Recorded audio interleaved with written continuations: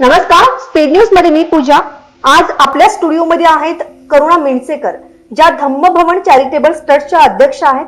यासोबतच त्यांनी अनेक समाजोपयोगी सामाजिक कार्य सुद्धा केलेली आहेत आणि त्यासोबतच डॉक्टर आंबेडकरांनी जसं म्हटलंय की वाचाल तर वाचाल, त्यांचा आदर्श समोर ठेवूनच त्यांनी अनेक पुस्तकांचं प्रकाशन केलेलं आहे आणि त्या माध्यमातून अनेक महामानवांचे विचार त्यांनी लोकांपर्यंत पोहोचवण्याचं काम केलंय।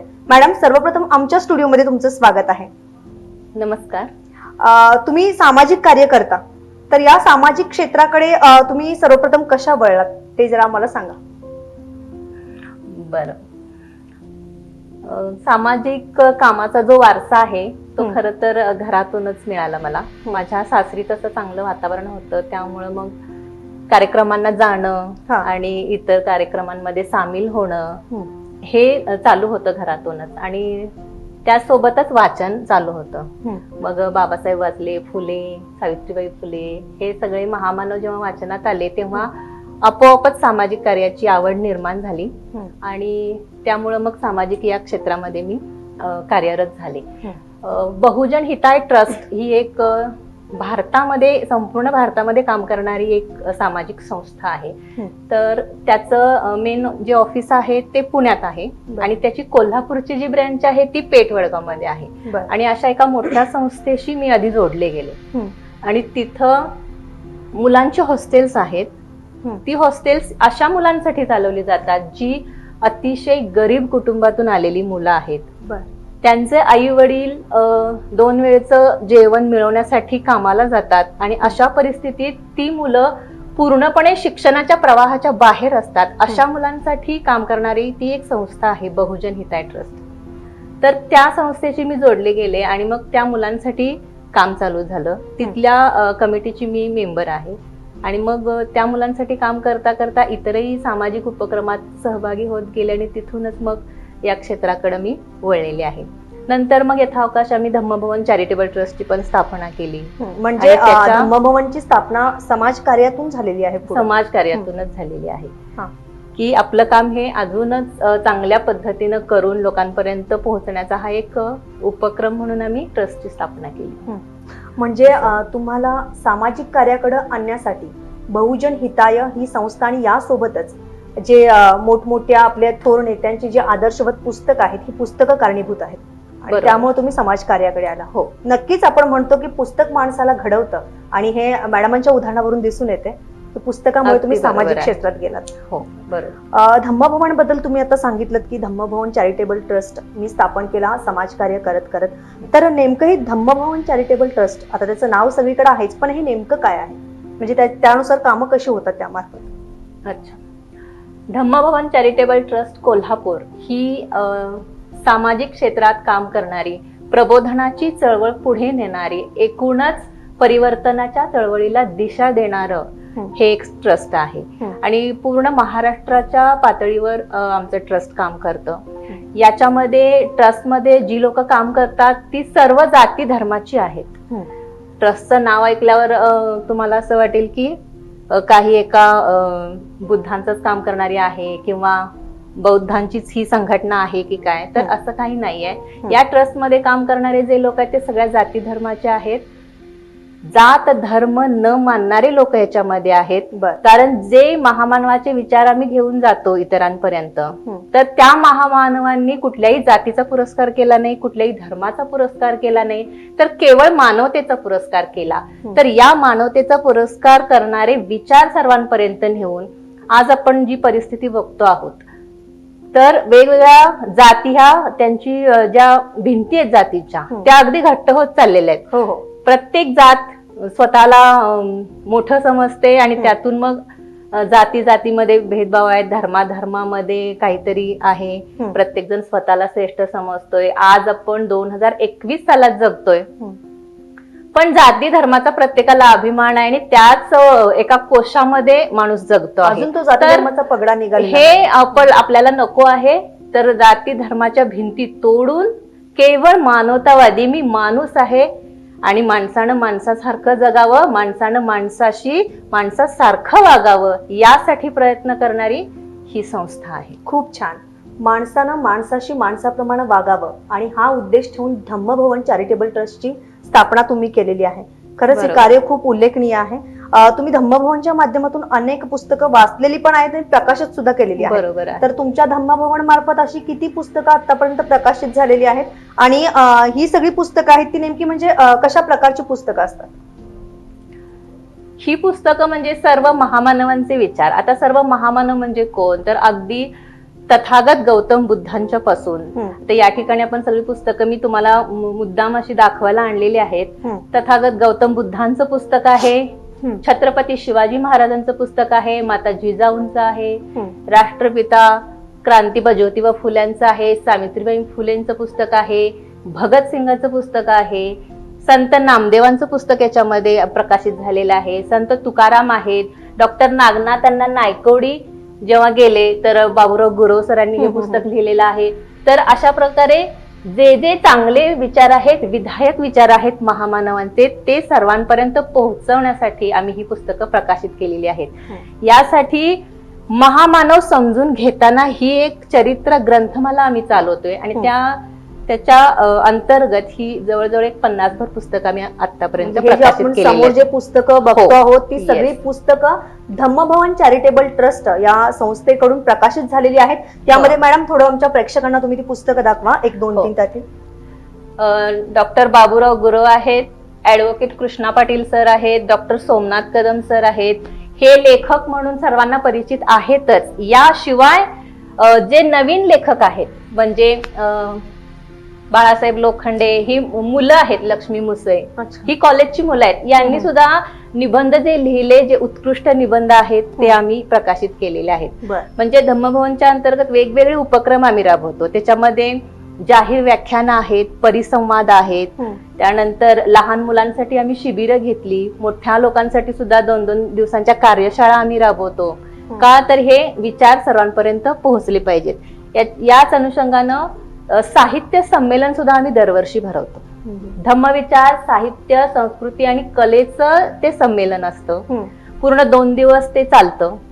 2 दिवस. तर आदल्या दिवशी जे असतं त्याच्यामध्ये कला आणि शिल्पकला वगैरे जे आहे तर त्याच्या अनुषंगानं प्रदर्शन भरवलं जातं. त्याच्यामध्ये चित्र असतात, वेगळी पोस्टर्स असतात, काही जी प्राचीन लेण्या आहेत तर त्या लेण्यांची माहिती देणारी पोस्टर्स असतात, त्याचं प्रदर्शन असतं आणि दुसऱ्या दिवशी साहित्य संमेलन असतं.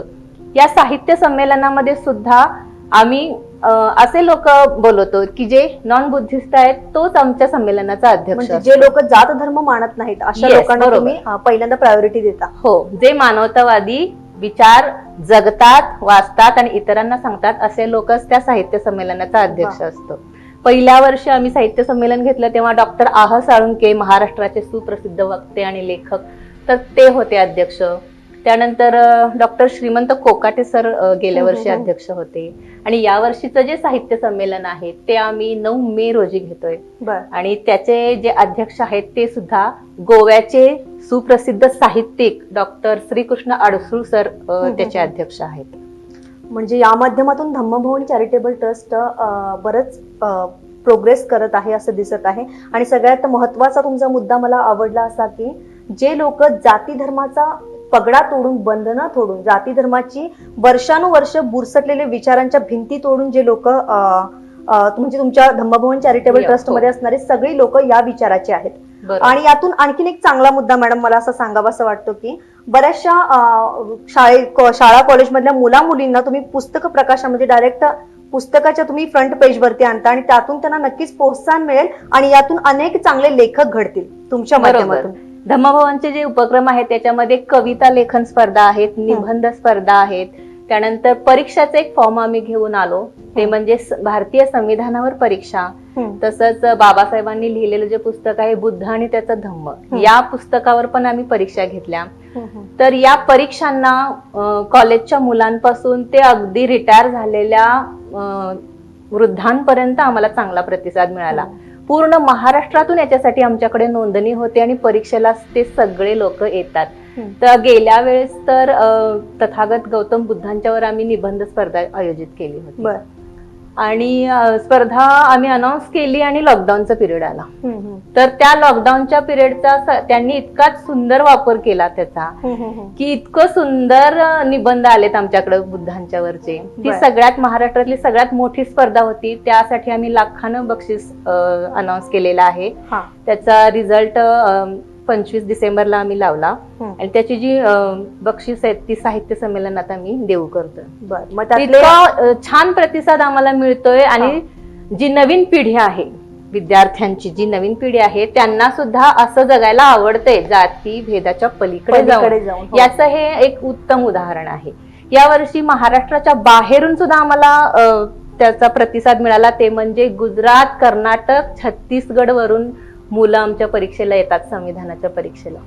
आणि ही आमच्या कामाची चांगली पावती असं आम्हाला वाटतं. मला तर असं वाटतं की धम्मभवन चॅरिटेबल ट्रस्ट जो आहे तो केवळ जात आणि धर्म तोडत नाहीये, तर या पलीकडं जो आपला प्रांत आपण म्हणतो, आता तुम्ही म्हटलात गुजरात वरून वगैरे पण लोक येतात, कारण गौतम बुद्धांचं कार्यच तसं होतं. ते फक्त भारतातच नाही तर भारताबाहेर सुद्धा त्यांनी आपल्या शिकवणुकीचा प्रसार केला होता आणि याचाच हे परिणाम आहे की खूप लांब लांबून लोक येतात.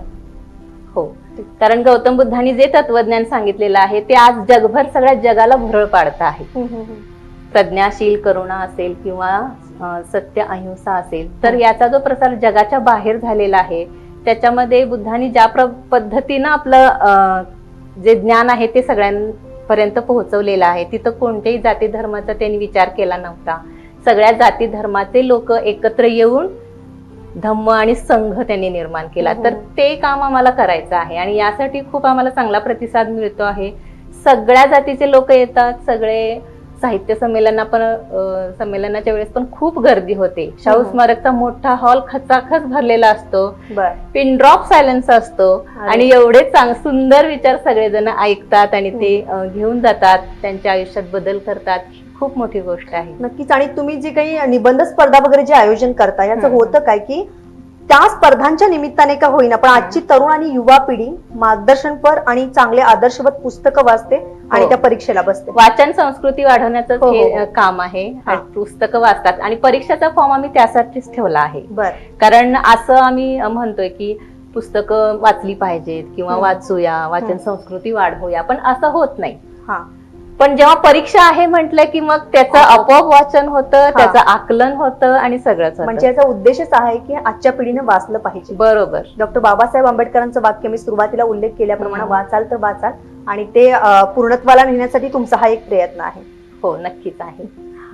तर धम्मभवन चॅरिटेबल ट्रस्टच्या माध्यमातून तुम्ही आणखीन काही सामाजिक कार्य केलेली आहेत का? हो, कारण आपण बघतो की महामानव हे आदर्श ठेवून आम्ही वाटचाल करतो आहोत. तर ज्या त्या परिस्थितीमध्ये सामाजिक जे प्रश्न आले त्याच्याबद्दल महामानव आपले बोललेले आहेत.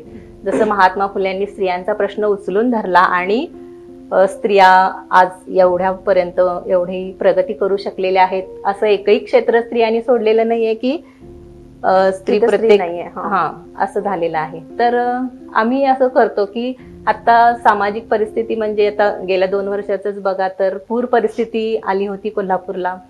तर पूर परिस्थितीमध्ये धान्याचं एक किट आम्ही तयार केलं होतं. त्याच्यामध्ये सर्व प्रकारचं तांदूळ, डाळ आणि इतर सगळं साहित्य असं एक किट तयार करून आम्ही प्रत्येक लोकांना ते मिळेल याची व्यवस्था केली आहे. मग धान्य आहे, त्याच्यामध्ये जीवनावश्यक वस्तू होत्या, त्याचं वाटप केलं. पूर परिस्थिती आली तेव्हा भवनच्या वतीने. आता कोरोनाच्या काळामध्ये आम्ही मास्क आणि सॅनिटायझरचं बऱ्याच ठिकाणी पुरवठा केलेला आहे. हे सामाजिक आम्ही उपक्रम राबवतो. तसंच हे जे आहे आता पुस्तकांच्या माध्यमातून वाचन संस्कृती वाढवतोच आहे. साहित्य संमेलन घेऊन तिथं अनेक लोक येतात, तर त्याचा अगदी विविधांगी त्याचा लाभ होतो. कला आणि साहित्याचा सगळ्यांना माहिती होते. कलेचा सुद्धा आम्ही संध्याकाळी जो कार्यक्रम ठेवतो तर कलाकारांना सुद्धा त्याच्यामध्ये सहभागी होण्याची संधी असते. कवी संमेलन असतं तर कवी सुद्धा तिथं वेगवेगळ्या क्षेत्रातले येऊन आपल्या कविता, आपले विचार तिथं मांडतात. तर असे वेगवेगळे आम्ही उपक्रम करतो. आणि आता येत्या काळात तर एक धम्मयान म्हणून आम्ही एक प्रबोधन एक्सप्रेस सारखं आता ते गाडी आम्ही तयार केलेली आहे. त्याच्यामध्ये ही सगळी पुस्तकं असतील आणि ते धम्मयान गावोगावी जाऊन धम्म चळवळ रुजवण्याचं काम करेल. तर हा एक आम्ही नवीन उपक्रम आता हा एक अनोखा उपक्रम म्हणावा लागेल. आणि खरंच खूप सुंदर उपक्रम आहे की पुस्तकांच्या माध्यमातून तुम्ही समाजकार्य जास्तीत जास्त पुढे चालवलेलं आहे. बरोबर. कारण आता जसं वाचाल तर वाचाल तुम्ही सुरुवात केली तसं डॉक्टर बाबासाहेब आंबेडकर असं म्हणतात की सगळ्या समस्यांचं जे मूळ आहे ते कशात आहे तर विचार परिवर्तनामध्ये आहे. नक्कीच. ज्या माणसाचे विचार बदललेले आहेत, विचार परिवर्तन झालेले आहे, तर तो माणूस कधीही कुठेही कमी पडणार नाही आणि कोणत्याही वाईट मार्गाने तो जाणार नाही. तर हे विचार परिवर्तन हे सगळ्या समस्यांचं मूळ आहे. ते समजून आम्ही विचार परिवर्तन करण्याचं काम करतोय. आणि वाचनामुळे तर काय होतंय, आपलं मन आणि मेंदू चांगला घट्ट होतोय आणि मस्तक आपलं घडलं जाते आणि निश्चितच घडलेलं मस्तक हे कुणापुढं झुकत नाही. हा एक त्याच्यातला एक महत्वपूर्ण संदेश आहे. तुमचे सामाजिक कार्य आणि तुमचे विचार खरंच उल्लेखण्यासारखे आहेत. पण मला एक सांगा, तुम्ही सामाजिक क्षेत्रामध्ये आहात तर मग तुम्ही वकिली क्षेत्राकडे कशा वळलात? साहजिकच आहे, कारण समाजामध्ये वेगवेगळे प्रश्न आहेतच. सामान्यातल्या सामान्य माणसांना न्याय मिळावा ही एक प्रामाणिक इच्छा आहे त्याच्या पाठीमागची. कारण सध्या असं झालेलं आहे की सामान्य माणसाला असं वाटतं की आपल्याला न्याय मिळत नाही. तर अशा लोकांना न्याय मिळवून देण्यासाठी मी वकिलीकडे वळलेली. म्हणजे वकिलीकडे वळण्याचं कारण पण तुमचं सामाजिक कार्यच आहे. बरोबर. खरंच तुम्हाला पुस्तकांनी घडवलंय हे यातून सिद्धच होतं. बरं, माझा एक शेवटचा प्रश्न असा आहे तुम्हाला, जो मी इथे येणाऱ्या प्रत्येक स्त्रियांना विचारत असते.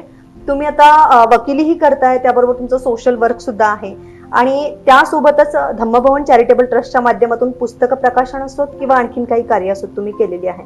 मग हे सगळं तुम्ही गृहिणी म्हणून घर संसार पण सांभाळता, हे सगळं तुम्ही हँडल कसं करता? आणि तुमच्या अनुभवातून आमच्या आजच्या स्त्रियांना, आज ही 21व्या शतकात अनेक स्त्रिया चूल आणि मूल यापुरत्या मर्यादित आहेत, तर स्त्रियांना तुम्ही काय संदेश द्याल? स्त्रियांना संदेश असं नाही, फक्त सांगेन मी असं की स्त्रीनं जबाबदाऱ्या तर खूप आहेत. मी आता स्वतः सगळ्या पातळीवर जेव्हा काम करते तेव्हा खरंच तारेवरची कसरत आहे ही.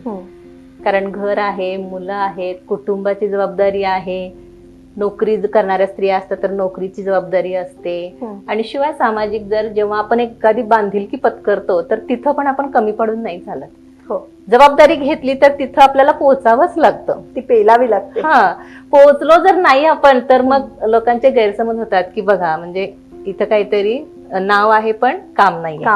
तर असंही होता कामा नये. तर सगळीकडेच जबाबदारीनं वागण्याचा प्रयत्न करते. तसं घरातून मला सपोर्ट असल्यामुळं थोडी मदत होते. मग तसं इतरही महिलांना ती मिळाली पाहिजे अशी माझं प्रामाणिक मत आहे की ते इतर महिलांना सुद्धा मिळालं पाहिजे. सासरच्या मंडळींच्याकडून तुम्हाला पूर्ण सपोर्ट आहे? सासरच्या मंडळींचा सपोर्ट आहे. माझे आई वडील सुद्धा मला नेहमी कामात मदत करत असतात. काही इमर्जन्सी असेल, मुलांच्याकडे थांबणं असेल तर अशा वेळेस आई बाबा माझे नेहमी हजर असतात. त्यामुळे घरून मला सपोर्ट आहे म्हणून मी पुढे जाऊ शकते. तसंच सर्व स्त्रियांना काहीतरी करायचं असतं पण वाव मिळत नाही त्यांना किंवा पाठवून दिलं जात नाही. अशा बऱ्याच समस्यांना तोंड द्यावं लागतं महिलांना. तर मला असं वाटतं की याच्यामध्ये कोणतंही काम असू दे, मग आपण जर महिलांच्याच बाजूने बोललो, स्त्रियांना पुरुषांना जर वाईट म्हणलं तर असंही आपण नाही करू शकणार. कारण स्त्री आणि पुरुष ही दोन्ही महत्वाच्याच बाजू आहेत. त्यामुळं एकमेकांना समजून घेऊन पुढे गेलंच तरच चांगलं काम होणार आहे. काही जणांना असं वाटतं की स्त्रीवादी आहे म्हणजे पूर्ण पुरुषांना नावं ठेवणं किंवा त्यांचे दोष काढणं असं असतं, पण तसं नाहीये. महापुरुषांची आपण उदाहरणं घेऊयात. सावित्रीबाई शिकल्या, कशामुळे शिकल्या? ज्योतिबांनी त्यांना किती सपोर्ट केला, ज्योतिबांनी शिकवलं. तशी सावित्री आज घरोघरी आहे. तिला फक्त गरज आहे, तिच्या आधाराची गरज आहे, तिला पुढे जाण्यासाठी मदत करणाऱ्यांची घरोघरी सावित्री आहे पण ज्योतिबा घरोघरी असण्याची गरज आहे. येस. आज यावर्षी महिला दिन झाला परवा, तर त्याच्या आधी सावित्रीबाईंची जयंती झाली. तर अनेक ठिकाणी हा एकच नारा तुम्हाला दिसेल की सावित्री घरोघरी ज्योतिबाचा शोध जारी. अरे वा. सावित्री घरोघरी ज्योतिबाचा शोध जारी. कारण आजही पुरुष प्रधान संस्कृतीत म्हणावे तितके बदल झालेले नाहीयेत. महिलांकडे बघण्याचा दृष्टिकोन म्हणावा तितका बदललेला नाहीये आणि म्हणून अजून स्त्री घरात घुटमळते आहे. तिला बाहेर येऊ दे, तिला काम करू दे. कारण डॉक्टर बाबासाहेब आंबेडकर असं म्हणतात की एखाद्या समाजाची प्रगती जर मोजायची झाली तर त्या समाजातल्या स्त्रियांची किती प्रगती झाली हे बघूनच त्या समाजाची प्रगती मोजावी लागेल. कारण स्त्रिया ह्या समाजाचा अर्धा भाग आहेत आणि हे लक्षात ठेवूनच आपण स्त्रियांना पुढे आणलं पाहिजे. आणि एक स्त्री सुशिक्षित असेल तर आपोआप संपूर्ण कुटुंब सुशिक्षित होतं. असं म्हटलं जातं की एका यशस्वी पुरुषामागे स्त्रीचा हात असतो. पण सावित्रीबाई फुले यांच्या उदाहरणातून आणि अशी बरीचशी उदाहरणं आहेत, मॅडमांच्या घरचं उदाहरण आहे की एखाद्या यशस्वी स्त्री मागेही एखादा पुरुष असू शकतो आणि तो कसा, ते आपल्याला मॅडमांनी खूप छान एक्सप्लेन करून इथं सांगितलेलं आहे. तुम्ही आमच्या चॅनलमध्ये आलात आणि तुम्ही बऱ्याचशा गोष्टी आमच्यासमोर उलगडल्यात. एक स्त्री चांगली गृहिणी कशी होऊ शकते, समाजसेविका कशी होऊ शकते आणि यातूनच धम्म भवन या जातीपातीच्या बुरसटलेले विचार तोडून जाणारी एक रणरागिणी आज आपल्या स्टुडिओमध्ये आली आणि तुम्ही इतक्या छान आमच्या समोर सगळ्या गोष्टी मांडल्यात. त्याबद्दल संपूर्ण स्पीड न्यूजची टीम तुमची आभारी आहे. Thank you so much.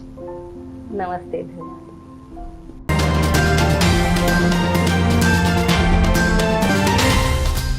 तर अशाच ताज्या अपडेट्ससाठी स्पीड न्यूज लाईव्ह 24 चॅनेलला सबस्क्राईब करा आणि बेल आयकॉनवर प्रेस करा.